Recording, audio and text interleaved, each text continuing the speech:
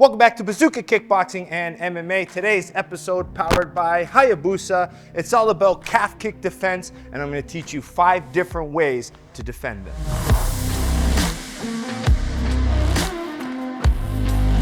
All right, in today's episode, we're talking about calf kicks, and it's been the biggest strike everyone's been talking about in probably the last 5-10 years. So we're going to break it down defensively, right? We talk a lot about how to set them up, where to hit them, what angle to cut, but we need to discuss more on how to defend them. So I'm going to give you 5 different ways. Yes, 5 different ways. There's a lot of many different variations, but I just want you to think, and each time might be different.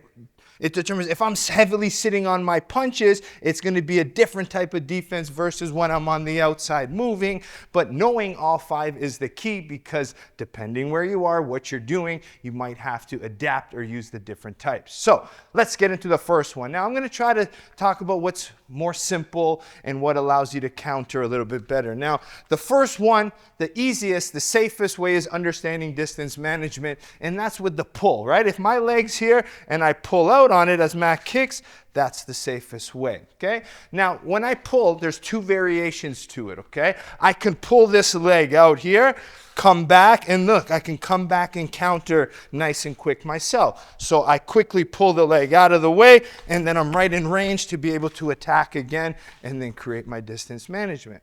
Now, sometimes if someone's really good at punching to set up their calf kicks, I might need to move out a little bit more. So the second variation, I use a gallop. So now, instead of pulling my leg and ending up in this weird, maybe neutral stance, closed stance position, I'm going to gallop out, right? Look, I gallop out, and boom, I can come back in with my combinations and attack myself. So I can do the pull that lead leg, or I gallop my way out, I gallop my way back in, and then I could chop and be able to go and create again, okay? So that's number 1. Pulling, right? Pulling or galloping all gets classified as number 1.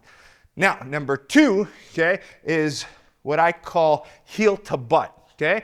Now, I might be heavily sitting on my punches now, right? And Matt goes to kick. I might not have the ability to pull because I have a lot of weight on my front leg. That's the worst time to take a calf kick, is when I'm sitting here heavy-legged and he hits me. So what I want to do is I want to have a quick reaction. So this is where my heel kicks my butt and I stay there. So look at my position. I'm here.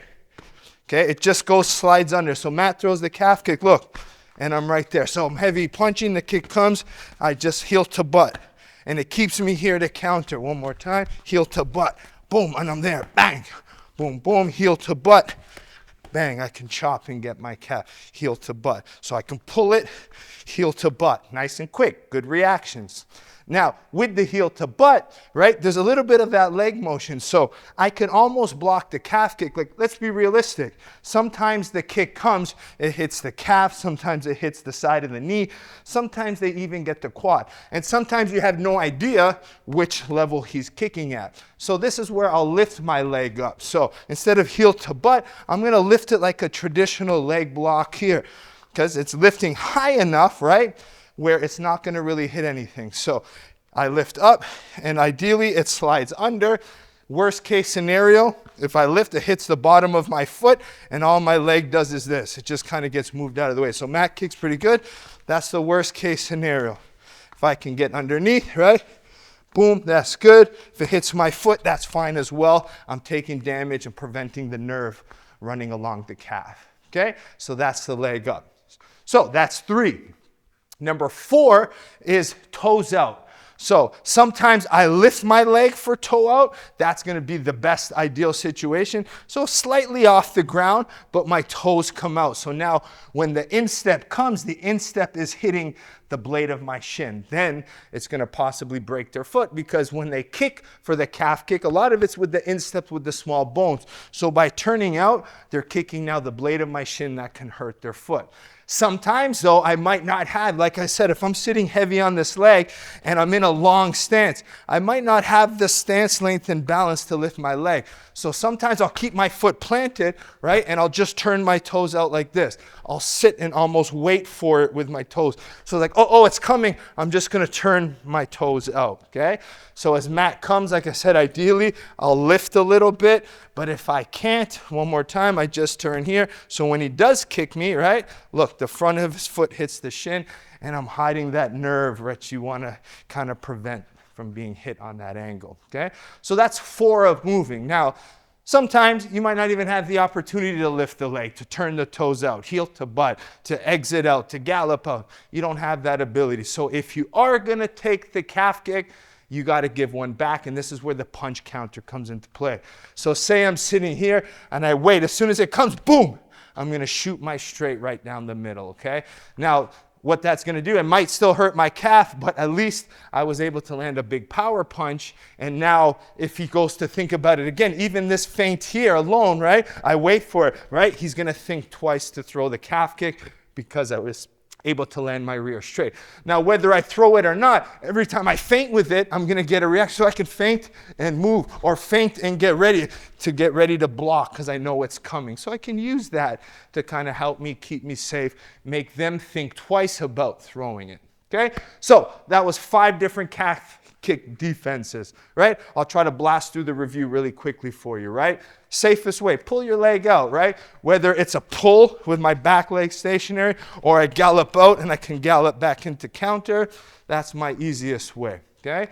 Then from there, I have the option of heel to butt. Look, it's nice and quick, boom. I'm still in the zone, I don't have to move much, and I can counter. If I have the stance length, I might, and not know where it's going, I might lift my leg up, right? And block everything that goes. Ideally, if I can't do either of those, I'm going to turn my toe out. Boom. At least I'm able to use the blade of my shin to defend the kick and possibly hurt his instep on my shin. Last but not least, number 5. If I can't get it and I'm going to eat it, I'm going to make him eat something at the same time. Okay? That's number 5. Is there other variations? Maybe, right? One odd one that I could think of at the top of my head is the one Alex Pereira made popular. Does he do it in a fight? I think he's maybe tried, but what he'll do for fun, what he'll do is he'll defend the calf kick using his back leg. It's tricky, it's different, it's fun, it's unique. Is it realistic? Could work in theory, but the 5 I showed you are the ones that you should learn, you should practice, and you should really make natural into your style, okay? And understand it too, as myself as a calf kicker, a low kicker, I need to be aware of these types of defense because I need to work around them to be able to get them. So whether you're using it offensively or defensively, understand how the defense works, all right? Hope you enjoyed today's lesson, and make sure you subscribe to Bazooka Kickboxing and MMA. We are right around the corner from 100K, so I want to thank everybody for the support, and I'm excited for the next chapter of the channel. All right, and make sure you support the channel by supporting our sponsors. We have Hayabusa by going to Hayabusa Fight, Perfect Sports Nutrition. Both are linked in the description below. If you use code Bazooka20, you can get 20% off your Perfect Sports order. Last but not least, bazookatraining.com, online curriculum taught by me, where you get brand new videos every single week. We have home drills, sparring drills, pad work and bag work, tutorials, everything for you to practice and to learn. And it's less than $10 a month. So have your main gym membership and then come home, whatever your coach taught you, come on the channel, learn, search the topic. I guarantee you I have the video there because there's an archive library of almost probably up to 600 plus videos at this point for you to learn. And yes, less than $10 a month for you to learn. All right, we'll see you next time here at Bazooka Kickboxing and MMA. I'm Bazooka Joe Valtellini, the owner here at Bazooka Kickboxing and MMA.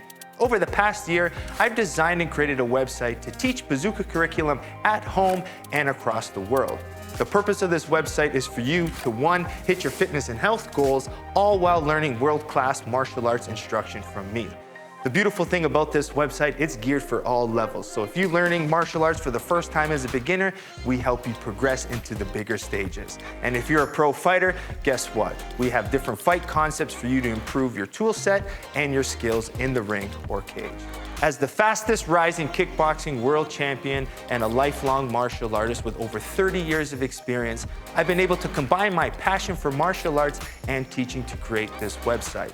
This website's going to give you some of the tricks, secrets, and inside look at some of the training I use to win my world title. Once you subscribe to this site, you're going to be getting weekly training videos and tutorials that you can do from anywhere. The sections are broken up into 3 parts. The first is bag workout. So if you have a bag at home or at your gym, you can use these workouts to supplement your training. The second is at-home workouts. A lot of us don't have the room for a bag or a bag in general, so these workouts are for no equipment needed and you can do them anywhere. And finally, the tutorial section. If you're having any problems with a specific technique or fight concept that's covered in any of the workouts, go to the tutorial section, learn the technique, and then go back to the workout, and this time, do it with proper technique. One of the added benefits once you subscribe is the forums section, where you can get a more personalized experience where you can ask questions and I'll be able to go in there and answer them. It's all about building a team and a community of martial artists helping each other grow. So subscribe now to get access to all the videos plus more so you can be part of the squad here at Bazooka Kickboxing and MMA.